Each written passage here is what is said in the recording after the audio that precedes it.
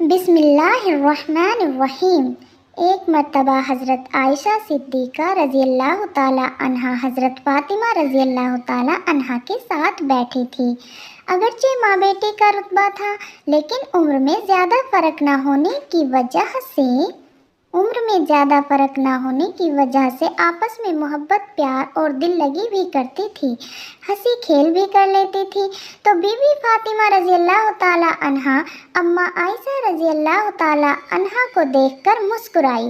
انہوں نے پوچھا کہ کیا بات ہے؟ کہنے لگی کہ میرے دل میں ایک بات آ رہی ہے کہ آپ کے والد تو ابوبکر صدیق ہیں، جبکہ میرے والد محمد مصطفیٰ صلی اللہ علیہ وسلم ہیں۔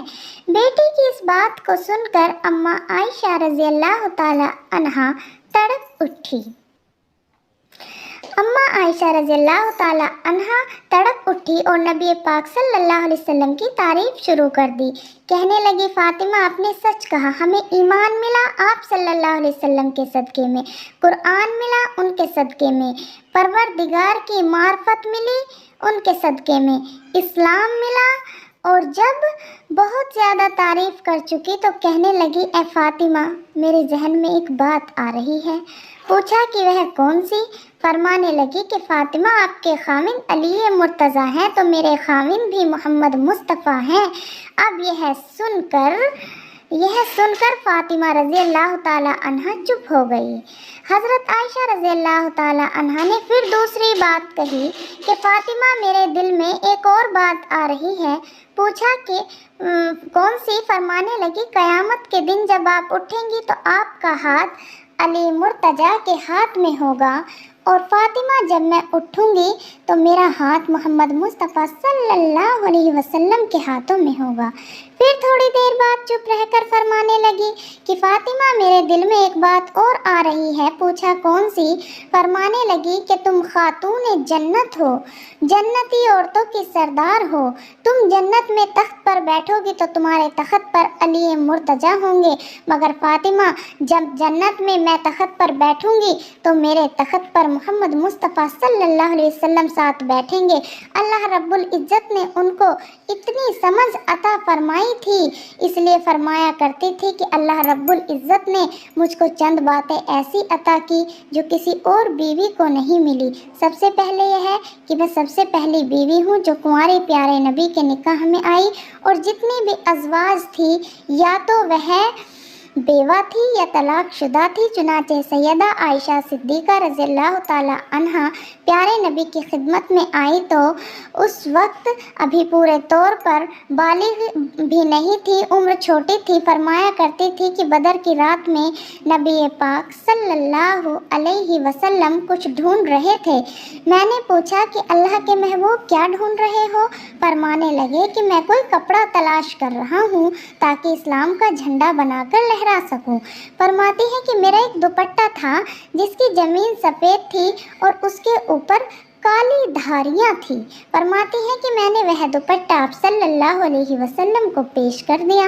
نبی صلی اللہ علیہ وسلم نے میرے دوپٹے کو اپنے ہاتھوں سے اسلام کا جھنڈا بنا کر لہرایا۔ یہ بھی اعزاز مجھے ملا اور اللہ نے نصیب فرمایا۔ فرماتی ہیں کہ ایک اعزاز مجھے یہ بھی ملا کہ جبریل علیہ السلام نے اللہ رب العزت کے سلام مجھے دنیا میں پہنچائے۔ اور فرماتی ہیں کہ ایک اعزاز مجھے یہ بھی ملا کہ جب منافقین نے مجھ پر بہتان باندھا تو اللہ رب العزت نے اپنے کلام پاک میں میری پاک دامنی کی گواہی دی۔ اور فرماتی تھی کہ ایک اعزاز مجھے یہ بھی ملا کہ نبی صلی اللہ علیہ وسلم آخری مرتبہ جب بستر علالت پر تھے، آپ کا چہرہ انور اور سر مبارک میری گود میں تھا اور میری نگاہیں آپ صلی اللہ علیہ وسلم کے چہرہ انور پر لگی ہوئی تھی اور آپ اس وقت اللہ کے حضور میں پیش ہو رہے تھے۔ تو فرماتی ہیں کہ یہ اعزاز بھی مجھے ملا کہ آپ صلی اللہ علیہ وسلم نے میری گود کے اندر سر رکھ کر دنیا سے ہمیشہ کے لیے رخصت فرمائی۔ سبحان اللہ! یہ کسی انسان کی کتنی خوش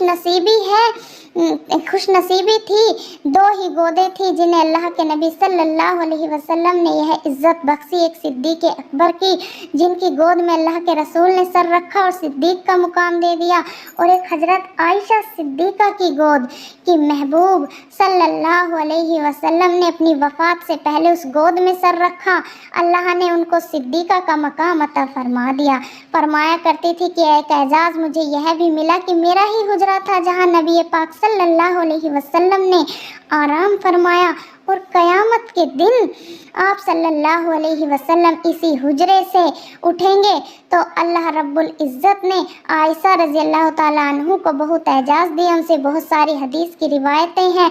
उनका इल्मी मर्तबा और इल्मी मकाम भी बहुत बड़ा है। अल्लाह हम सब को प्यारे नबी की सुन्नत का पाबंद बनाए, आमीन।